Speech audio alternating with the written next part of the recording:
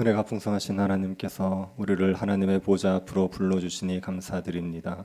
주의 보좌 앞에서 우리의 마음을 토하고 하나님 앞에 기도할 때 주님과의 은밀한 교제를 누리게 하시고 세상에서 맛보지 못했던 기쁨이 우리의 심령에 충만하게 하여 주옵소서. 걸어가신 예수님 이름으로 기도드립니다.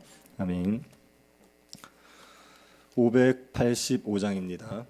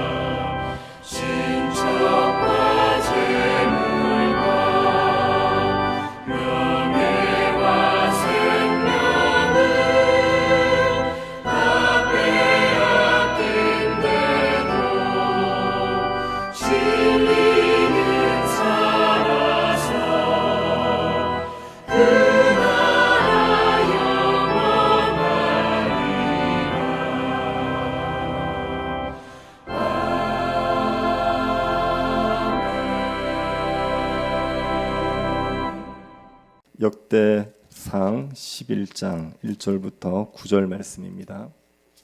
역대상 11장 1절부터 9절 말씀입니다.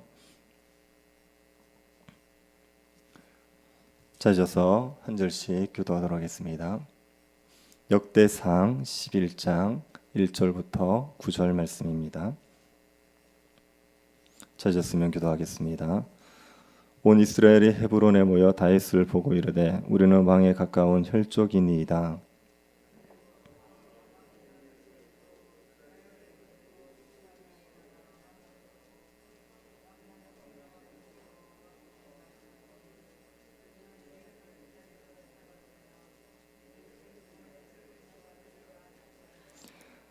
이에 이스라엘의 모든 장로가 헤브론에 있는 왕에게로 나아가니 헤브론에서 다윗이 그들과 여호와 앞에 언약을 맺음에 그들이 다윗에게 기름을 부어 이스라엘의 왕으로 삼으니 여호와께서 사무엘을 통하여 전하신 말씀대로 되었더라.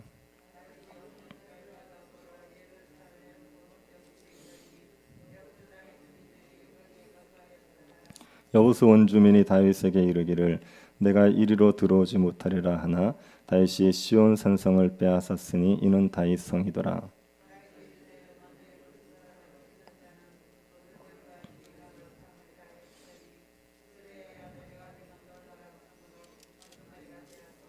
다윗이 그 산성에 살았으므로 무리가 다윗 성이라 불렀으며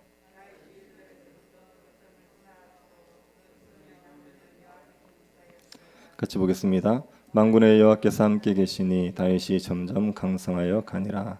아멘. 절망은 소망이 없을 때 찾아오게 됩니다. 지금의 삶이 어려워도 소망이 있으면 절망하지 않고 인내할 수 있습니다.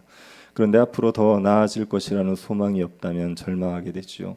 포로에서 돌아온 이스라엘 백성들에게 필요한 건 소망이었습니다. 자신들이 지금은 초라한 삶을 살아가고 있지만 앞으로는 더 나아질 것이라는 소망이 필요했습니다. 역대기 기자는 포로에서 돌아온 이스라엘 백성들에게 소망을 주기 위해서 역대기를 기록하고 있습니다. 오늘 본문도 소망을 주는 말씀입니다. 이스라엘 백성들이 더 나아질 수 있을 것이라는 소망을 주는 말씀입니다. 역대기 기자가 무엇을 근거로 이스라엘이 더 나아질 수 있을 것이라는 소망을 주는지 본문을 보면서 한번 이해해 보겠습니다. 사울이 죽고 나서 이스라엘 백성들이 다윗을 왕으로 삼습니다. 사무엘서를 보면 사울이 죽고 나서 다윗과 이스보셋과의 싸움이 기록되어 있습니다. 다윗 집과 사울 집의 싸움이 기록되어 있습니다. 그런데 역대기에는 이 부분이 생략되어 있습니다. 그리고 다윗이 온 이스라엘의 왕이 되는 것을 바로 기록하고 있습니다. 사울이 죽고 나서 이스라엘 사람들은 헤브론에 있는 다윗에게 모였습니다. 그리고 다윗에게 왕이 되어 달라 합니다. 이스라엘 사람들이 다윗에게 왕이 되어 달라고 말하는 이유가 세 가지로 기록되어 있습니다. 첫 번째는 다윗이 이스라엘 사람들의 가까운 혈족이기 때문입니다. 다윗이 이스라엘 사람들과 혈연 관계에 있지요. 이스라엘 사람들은 다윗이 자신과 혈연 관계이기 때문에 왕이 되어 달라고 말합니다. 다윗과 혈연 관계라는 것이 왜 다윗을 왕으로 삼는 이유가 됩니까? 신명기 17장을 보면 이스라엘의 왕은 이스라엘 사람만 될 수 있습니다. 이방인이 유능하다고 해서 이방인을 이스라엘의 왕으로 삼을 수 없습니다. 이스라엘 사람만을 왕으로 삼아야 됩니다. 그래서 혈육이라는 것이 왕을 삼는 이유가 되는 겁니다. 그리고 유다 지파를 제외한 지파들은 사울 집을 따르던 지파들입니다. 사울 집을 따를 때 다윗을 배척했는데 이제 와서 다윗에게 자신을 백성으로 받아달라고 하기가 민망하지요. 그래서 우리가 혈연 관계에 있지 않느냐 이걸 강조하고 있는 겁니다. 두 번째로 이스라엘 사람들은 사울이 왕이 되었을 때도 이스라엘을 거느린 사람은 다윗이기 때문에 다윗을 왕으로 삼으려고 했습니다. 이스라엘 지파는 이미 다윗의 통치를 경험했습니다. 다윗의 통치로 인하여 기쁨을 누려본 적이 있지요. 다윗은 이미 검증된 지도자였습니다. 그래서 다윗을 왕으로 삼고 싶어 했습니다. 세 번째로 이스라엘 사람들은 하나님께서 다윗을 왕으로 세우셨다는 것을 알기 때문에 다윗을 왕으로 삼으려고 했습니다. 2절 하반절을 다시 한번 보시기 바랍니다. 왕의 하나님 여호와께서도 왕에게 말씀하시기를 내가 내 백성 이스라엘의 목자가 되며 내 백성 이스라엘의 주권자가 되리라 하셨나이다 하니라. 하나님께서 다윗에게 왕이 될 것을 말씀하셨죠. 다윗은 하나님이 왕으로 택한 사람입니다. 이것이 백성들이 다윗을 왕으로 삼으려고 하는 가장 결정적인 이유입니다. 하나님께서 다윗을 왕으로 택하셨습니다. 하나님이 다윗을 왕으로 택하셨기 때문에 그 누구도 다윗이 왕이 되는 것을 막을 수가 없습니다. 사울이 그렇게 길을 쓰고 다윗을 죽이려 했지만 다윗을 죽이지 못했다는 게 그 증거지요. 하나님이 택한 자가 왕이 되는 것을 그 누구도 막을 수 없습니다. 이스라엘 사람들은 이것을 깨닫고 다윗을 왕으로 삼으려고 했습니다. 다윗은 이스라엘 백성들의 요구에 의해서 왕이 됩니다. 이 다윗이 어디에서 왕이 되었습니까? 다윗이 왕으로 기름 부음 받은 장소가 헤브론입니다. 헤브론에서 왕이 되었습니다. 헤브론은 10조의 무덤이 있는 곳입니다. 아브라함, 이삭, 야곱의 무덤이 있는 곳입니다. 다윗이 헤브론에서 왕이 되었다는 것은 다윗이 아브라함에게 하신 언약을 이룰 왕이라는 것을 우리에게 알게 해줍니다.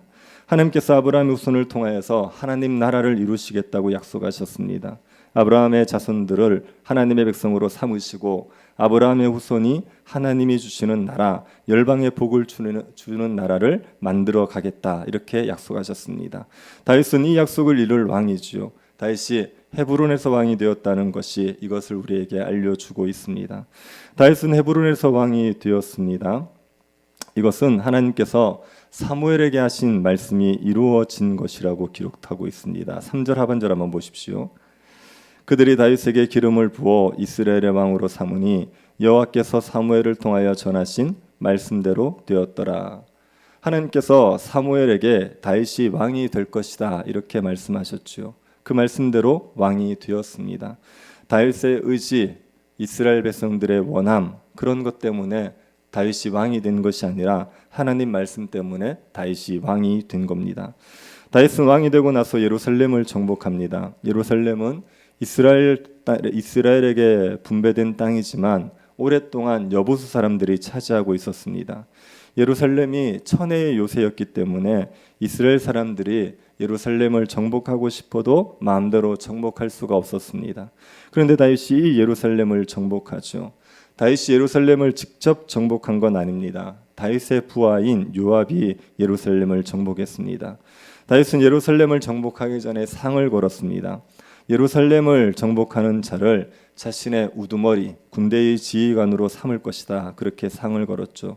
그러자 스루야의 아들 요압이 예루살렘을 정복합니다. 요압은 다윗의 조카가 됩니다.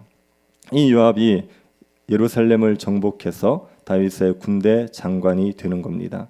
다윗이 예루살렘을 정복해서 수도로 삼았습니다. 통일 이스라엘의 왕이 된 다윗에게는 새로운 수도가 필요했기 때문입니다. 이전에 수도로 삼은 적이 없는 새로운 수도가 필요해서 예루살렘을 정복해서 수도로 삼았습니다. 그리고 다윗은 예루살렘 성을 견고하게 세웁니다. 밀로부터 다시 성을 쌓았습니다. 밀로라는 곳은 요새, 예루살렘에 있는 요새의 이름입니다. 다윗은 밀로에서부터 성벽을 쌓기 시작했고 그 공사를 요압이 마무리 짓습니다. 다윗이 예루살렘을 정복한 것은 이전에 어떤 지도자도 하지 못했던 일입니다. 여호수아 시대 이후부터 그 누구도 예루살렘을 정복하지 못했습니다. 사무엘도 못했고 사울도 못했습니다. 그런데 다윗이 정복하지요. 이것은 다윗이 그만큼 강하다는 것을 보여줍니다. 다윗은 예루살렘을 정복할 정도로 강한 왕이었습니다. 이 다윗이 점점 강성해지지요. 9절을 보시기 바랍니다. 만군의 여호와께서 함께 계시니 다윗이 점점 강성하여 가니라. 다윗이 하나님이 다윗과 함께 하셔서 다윗이 점점 강성해졌습니다. 하나님이 다윗을 왕으로 세우셨습니다. 그리고 하나님께서 다윗에게 예루살렘 성을 주셨습니다. 하나님이 다윗과 함께 하셔서 다윗은 점점 강성해져 갔습니다. 이 말씀이 포로에서 돌아온 이스라엘 백성들에게 소망을 주는 말씀입니다. 왜 그렇습니까? 이스라엘 백성들이 포로에서 돌아온 것은 누구의 뜻이었습니까? 누구의 말씀대로 된 것입니까? 이것은 하나님의 말씀대로 된 것입니다. 하나님께서 포로에서 돌아오게 해주겠다 약속을 하셨습니다. 그 약속대로 이스라엘 백성들이 포로에서 돌아왔습니다. 그러면 이스라엘 백성들에게는 하나님이 함께 하시지요. 하나님께서 이스라엘과 함께 하셔서 점점 강성하게 만들어 주시는 겁니다. 이스라엘 백성들의 의지나 능력의 문제가 아니라 하나님의 뜻에 의해서 이스라엘은 점점 강성해집니다. 하나님께서는 포로에서 돌아온 이스라엘 백성들이 이전보다 더욱더 번성하게 해주겠다 약속하셨습니다. 이스라엘 백성들이 다윗과 솔로몬 시대를 그리워합니다. 그런데 하나님께서는 그 다윗과 솔로몬 시대보다 더 번성하게 해주겠다고 약속하셨습니다. 하나님이 약속하셨다면 하나님이 반드시 지키시죠. 그러니 이스라엘 백성들은 하나님이 자신과 함께 하셔서 점점 강성해질 것이라는 소망을 가질 수 있었습니다. 오늘날 우리도 하나님의 은혜로 점점 강성해질 것을 소망할 수 있습니다. 다윗을 예루살렘에서 왕으로 세우신 하나님께서는 오늘날 예수 그리스도를 온 세상의 왕으로 세우셨습니다. 하나님께서는 예수 그리스도와 함께 하셔서 예수 그리스도를 점점 강성하게 만드십니다. 예수님이 승천하신 이후로 이 땅의 교회가 점점 강성해진 것을 보면 알 수 있습니다. 예루살렘에서 미약하게 출발한 교회가 온 세상을 뒤덮었습니다. 하나님께서 예수 그리스도와 함께 하셔서 예수 그리스도를 점점 강성하게 하신 겁니다. 하나님께서는 예수 그리스도를 통해서 하나님 나라를 이루어 가십니다. 아브라함에게 약속하셨던 나라, 다윗을 통해서 모델로 보여주셨던 그 하나님 나라를 예수 그리스도를 통해서 이루어 가십니다. 그러니 예수 그리스도는 지금보다 더 강성해집니다. 점점 강성해집니다. 우리가 예수 그리스도의 몸된 교회 아닙니까? 그리스도께서 강성해지시면 교회도 강성해지게 되어 있는 겁니다. 하나님께서 교회와 함께 하셔서 교회를 점점 강성하게 하시게 됩니다. 교회가 세상을 이기고 하나님을 영화롭게 할 수 있도록 하나님께서 모든 것을 아끼지 않습니다. 교회가 힘을 잃어버린 것 같고 침체에 빠진 것 같을 때라도 하나님께서 교회와 함께 하셔서 그리스도와 함께 하셔서 교회를 강성하게 하실 것을 믿고 낙심하지 않을 수 있기를 바랍니다. 지금 눈에 보이는 현실 때문에 낙심하지 마시고 약속의 말씀을 믿으시기를 바랍니다. 하나님이 그리스도와 함께 하셔서 강하게 하시듯이 교회와 함께 하셔서 강하게 하실 것이고 신자들도 날마다 속사람을 강건하게 하실 것을 믿으시기를 바랍니다. 이 하나님께 소망을 두고 어려운 상황에서도 낙심하지 않고 예수 그리스도만을 따를 수 있는 주의 백성들이 될 수 있기를 간절히 바랍니다. 자비하신 하나님, 예수 그리스도를 점점 강성하게 하시는 하나님을 말씀을 통하여 보게 하시니 감사드립니다. 주님께서 예수 그리스도를 강성하게 하시고 교회를 강성하게 하실 것을 믿게 하여 주옵소서. 우리가 믿음의 눈을 놓아 하나님을 바라보고 어려운 상황에서도 낙심하지 않고 예수 그리스도를 묵묵히 따라가는 교회가 되게 하여 주옵소서. 걸어가신 예수님 이름으로 기도드립니다. 아멘. 하늘에 계신 우리 아버지여, 이름이 거룩히 여김을 받으시오며 나라의 임하옵시며 뜻이 하늘에서 이룬 것 같이 땅에서도 이루어지이다. 오늘날 우리에게 일용할 양식을 주옵시고 우리가 우리에게 죄 지은 자를 사하여 준 것 같이 우리 죄를 사하여 주옵시고 우리를 시험에 들게 하지 마옵시고 다만 악에서 구하옵소서. 대개 나라와 권세와 영광이 아버지께 영원히 있사옵나이다. 아멘. 교회 가운데 여러 질병으로 고통받고 있는 성도들 위해서 기도해 주시고 새 교회당 건축을 위해서 기도해 주시고 또 우리 교회가 내적으로도 더욱더 잘 준비되어서 새로운 출발할 수 있도록 은혜 베풀어 주시기를 기도해 주시고 개인적으로 기도하시기 바랍니다.